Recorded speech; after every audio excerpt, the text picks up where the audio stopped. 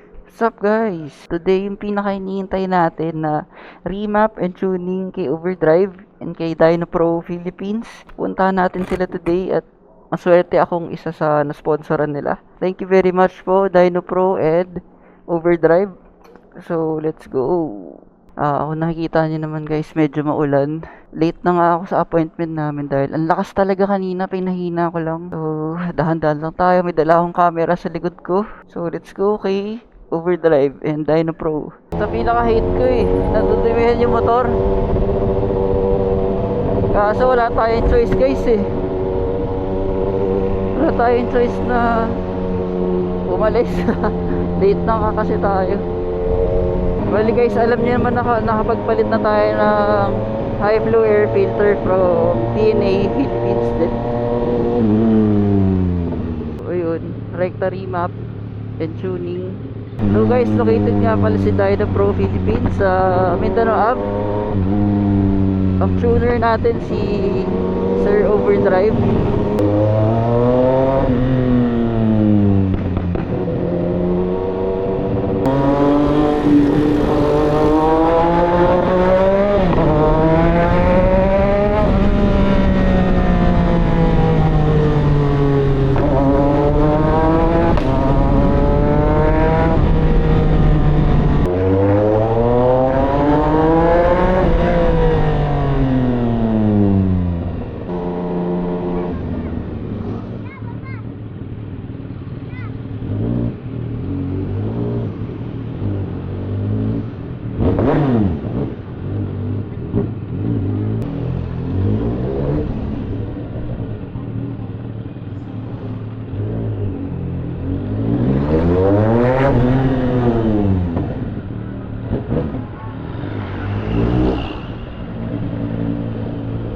Guys, ang ganda talaga nung nalagay ko na oil. Nabanggit ko na yun. Tingnan mo yung temps ko guys, 90.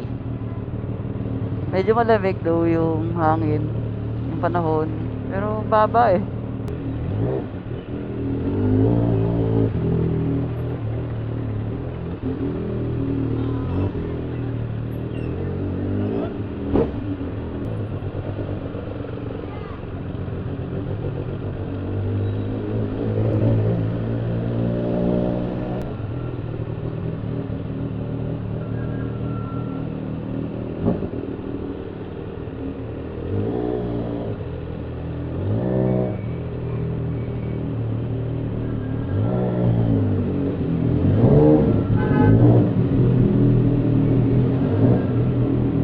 So guys, dito tayo kay Dyno Pro.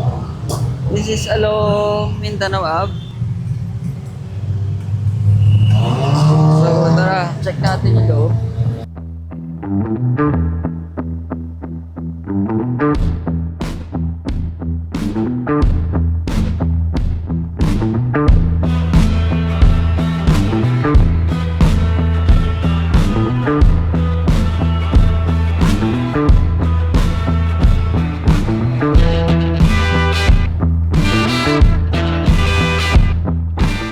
Pagdating sa remap guys, dito talaga pinupuntahan ng mga tao, Dyno Pro. At ang tuner natin si Sir Josh. Mamaya interview natin, busy ba? So guys, Sir Josh, anong ginagawa natin ngayon? Anong ginagawa natin? Sisave lang ako ng copy ng stockpile. Okay. Basta may ginagawa si Sir Josh. Nagsisave ng something. So guys, yung ECU ko pala is MSE6. So readable siya. Yung mga bago kasi 9 yun. Yun yung mga hindi nare-read pa sa ngayon eh. According to Sir Josh. So ito yung ECU nandito pala sa loob. So guys, si Overdrive and si Dyno Pro Philippines is magkaiba yun. Si Overdrive nagre-rent dito. Kay Dyno Pro. Si Overdrive ang tuner. So si Sir Josh Overdrive ang mag-tune ng 675 natin.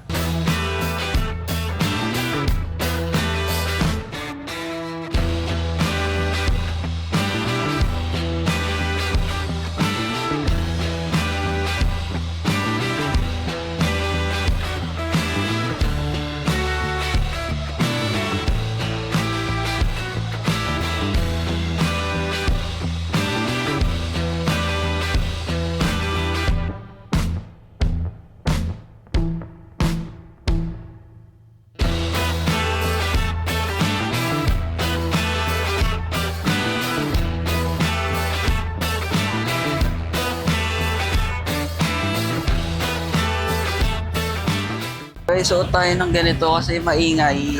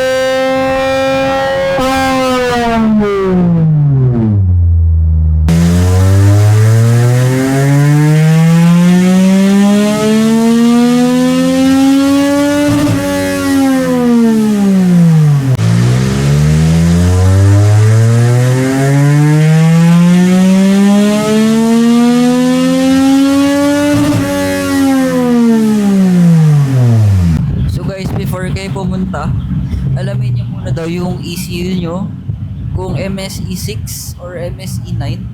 Makikita nyo yun sa likod, na sa may under ng pillion seat. Check nyo muna kasi ang kaya pa lang ni Sir George is yung itong MSE6 kasi yung mga bago 9 na siya, MSE9. So check nyo muna bago kayo pumunta.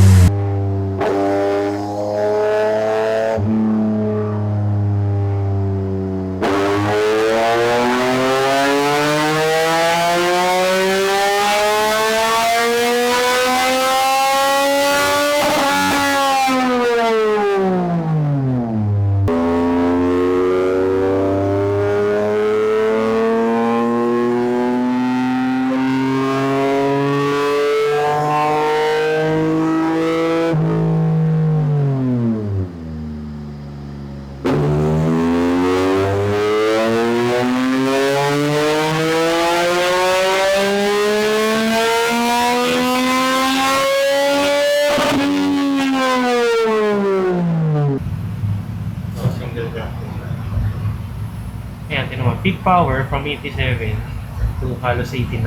Okay. Pero yun yung pinakamaliit na gain nito, yung dulo. Dulo. Pag tinignan mo yung gitna, kunwari ito, from 60.7 hanggang 65. Tapos yung torque, 44 to 48. Ah, okay. So parang yung pinakamalaki na gain mo from 5 to 10 siguro. Yun, ito yung part lang to, yung maliit yung gain. Ang importante sa akin, di naman dulo sa totoo Hindi lang. nga, pero mararamdaman mo talaga to. Ah, talaga?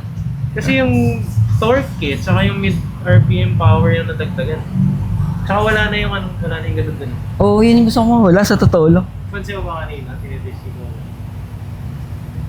Yun, eh. Mararamdaman ko siguro pag ginamit ko na, Sir Josh. Oo. Mamaya, pauwi mo. Sobrang lean nung AFR na kanina eh. Ito yung ECU niya guys. MSE6 dapat ah.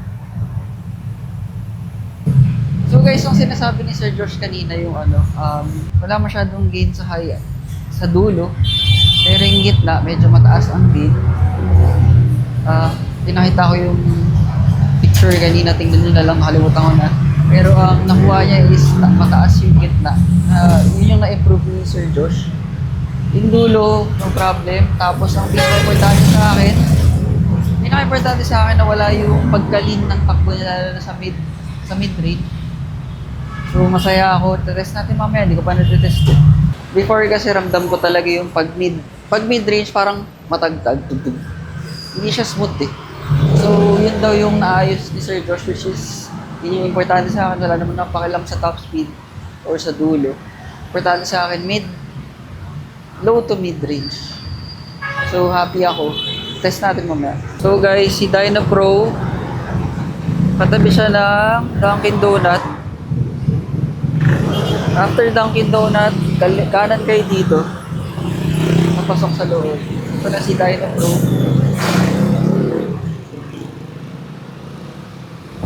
So pwede kotse, syempre. Kotse area dito. Madaming parking, waiting area. Tsaka hindi mainit dito. Malamig siya boy. So dito ang motor. Okay guys, so uwian na. Tapos na ma-dyno or ma-tune ni Sir Josh. And syempre, sa venue natin si Dyna Pro Philippines.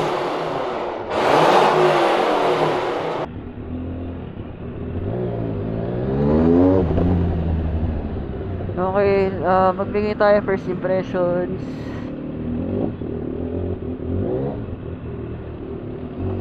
Okay, ramdam na ramdam yung throttle response. Mas gumanda ang throttle response. Ano pa ba?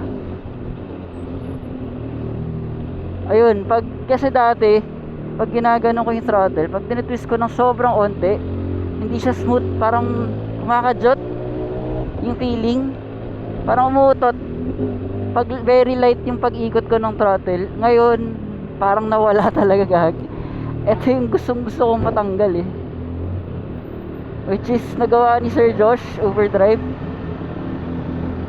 Dito pa lang masaya na ako guys. Well, yun pa lang yun natitesting natin kasi traffic. Ramdam na ramdam guys, sobra. Yung pagka-responsive, tapos nawala yung pugak-pugak or yung parang kumakadot. By the way guys, alam ko madilim yung video kasi gabi na naka-ND filter ako, hindi ko natanggal. Wow, wow, wow. Woo!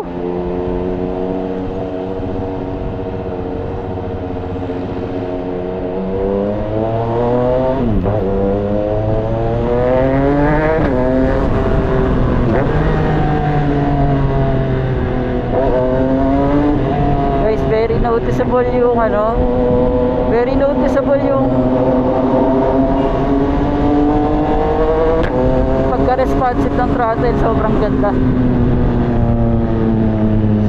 Power, hindi ko masyado mapapansin. Ayoko rin i-test sa kalsada yung mga ganyan.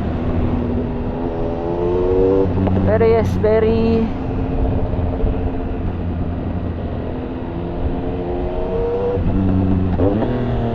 noticeable ang mga difference. Lalo na matagal ko na ito ginagamit. Alam ko yung pag may nagbago or ano man.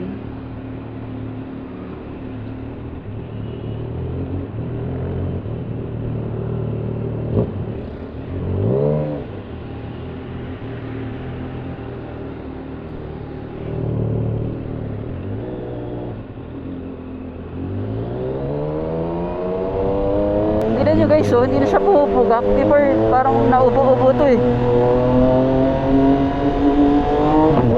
Gets yung sinasabi ko, yung parang hindi smooth yung pag low RPM or pag babagal ka. Parang mga ganon.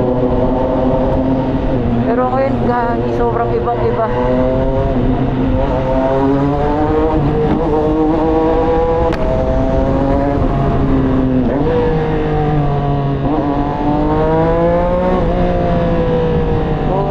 Sobrang saya ko. Solid si Sir Josh. Third gear. Ayun oh. Kahit third gear na mabagal, di na siya umuubo-ubo. Galing gagi.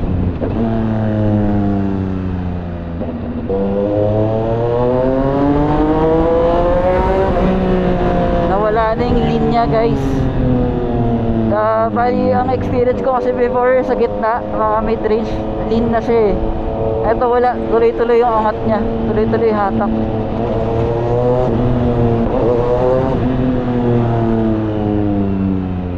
Eto pag ganyan no, tapos nagta-throttle ka, dati gaganon yan guys, naubo. Ngayon very smooth like butter. Ang saya ko.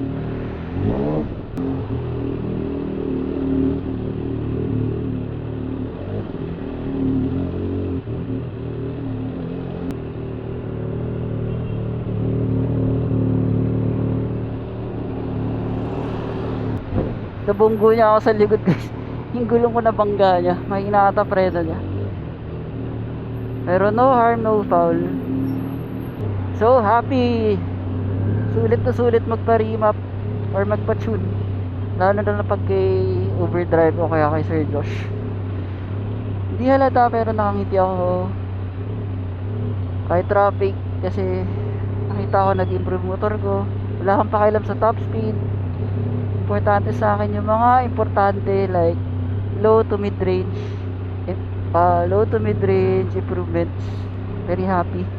So guys, by the way, na-discover pala namin ni Sir Josh na pwede mo i-off ang traction nito.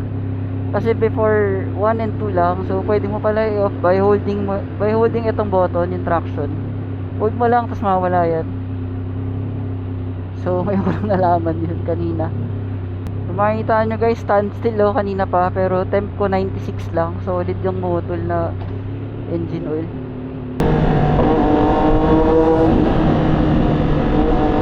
Wala nang ubo-ubo pag ganito.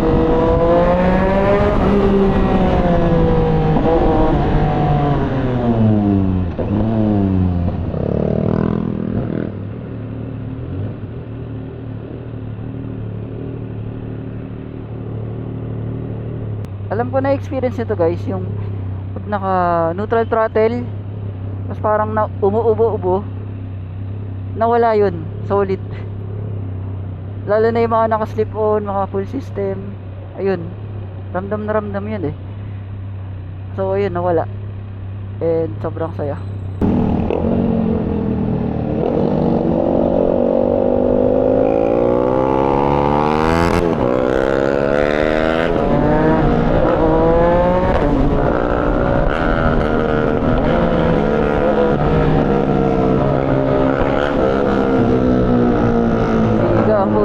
Ganun pa yung uli.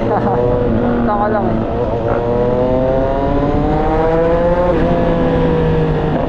So guys, we're home, sweet home. And very happy ako sa mga naging gain after ma-remap ni Sir Josh or ni Overdrive Moto. So sobrang nag-improve. Ang mga una ko napansin since traffic yung pauwi natin is very responsive itong throttle response. Tapos nawala yung kadyot natin sa pag alam niyo yung pag naka-neutral kayo. Tapos mabagal yung andar. Parang yung tunog nawala yun. Naging sobrang smooth yung makina. Ramdam mo eh. Ramdam na ramdam mo since matagal mo tong ginagamit yung motor. Matagal mo naramdaman yung ganong kadyot. Pag mabagal, pag first gear, second gear, third gear, kung mga kadyot, nawala na. Dahil na-tune na ni Sir Josh Overdrive. Very happy. Matetest ko talaga to sa track. Di ko gagawin sa kalsada. So, pakita na lang natin yung charts ulit na mga naging gain. Ang sabi ni Sir Josh, low to mid range ang mga naging gain. Sa high wala masyado. Well, yun naman importante sa akin, yung low to mid range. Tapos, first time niya pala remap ng 675 SR, so talagang na-challenge siya. Pwede daw bumalik para ma-improve pa to yung bike, pero so far so good, very happy. Thank you din kay Dyno Pro Philippines sa pagpaparent nung dyno nila. So guys, kung gusto niyo magpa-tune, magpa-remap, mag-rent ng dyno. So wala nang iba kundi kay Dyno Pro Philippines sa Mindanao Ave. Kung magpapatune naman kayo, try nyo kay Overdrive Moto o kaya kay Sir Josh. PM nyo lang yung page nila guys. Very affordable and sobrang bait nila kausap nung nakausap ko sila. So thank you very much Dyno Pro Philippines and thank you very much Overdrive Moto, Sir Josh. I'm so happy. See you next vlog. Bye bye.